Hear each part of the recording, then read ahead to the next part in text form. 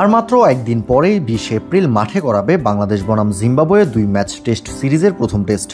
বাংলাদেশের স্কোয়াডে আছে 4 জন স্বীকৃত উইকেট কিপার। তবুও বাংলাদেশ দল এখনও জানে না 20 তারিখ গ্লাভস হাতে উইকেট কিপিং করতে নামবেন কোন ক্রিকেটার। শুনতে অবাক লাগলেও এটাই সত্যি। বাংলাদেশ সবশেষ টেস্ট খেলেছিল গত বছর ডিসেম্বরে, সেটাও ঘরের মাঠে না, 1000 মাইল দূরে ওয়েস্ট ইন্ডিজে। ক্যারিবিয়ানদের বিপক্ষে সেই সিরিজের 2 ম্যাচেই উইকেট কিপিং গ্লাভস ছিল লিটন দাসের হাতে। তবে সময়ের পরিক্রমায় 4 মাসের ব্যবধানে বাংলাদেশ দলের সাথে নেই লিটন দাস। তাতে কি, লিটন ছাড়াও জিম্বাবুয়ের বিপক্ষে ঘরের মাঠে শুরু হতে যাওয়া 2 ম্যাচ টেস্ট সিরিজের জন্য বাংলাদেশ যে স্কোয়াড ঘোষণা করেছে সেখানে রয়েছেন মোট 4 জন উইকেট কিপার।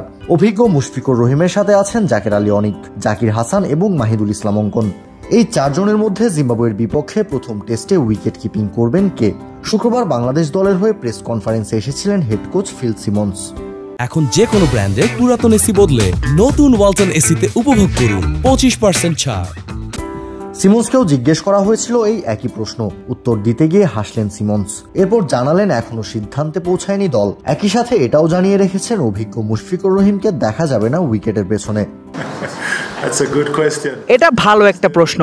আমরা এখনো ওই অবস্থায় আছি যে সিদ্ধান্ত নিতে হবে। কালকে আমরা সিদ্ধান্তটা চূড়ান্ত করব। আপনাকে এটা নিশ্চিত করতে পারি মুশফিক কিপিং করবে না। আমরা এটা নিশ্চিত করব কালই। সিদ্ধান্ত নেব কে কিপিং করবে।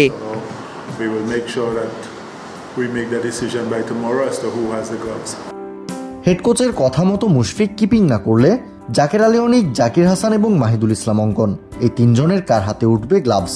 3 জনের মধ্যে অভিজ্ঞতা এবং পারফরমেন্সের হিসাব করলে জাকের আলী অনিকই সবচেয়ে বেশি এগিয়ে থাকবেন। ইতিমধ্যেই বাংলাদেশের হয়ে হোয়াইট বল ক্রিকেটে উইকেট কিপিং করার সৌভাগ্য হয়েছে জাকেরের, তবে টেস্টে এখনও হাতে খড়ি হয়নি।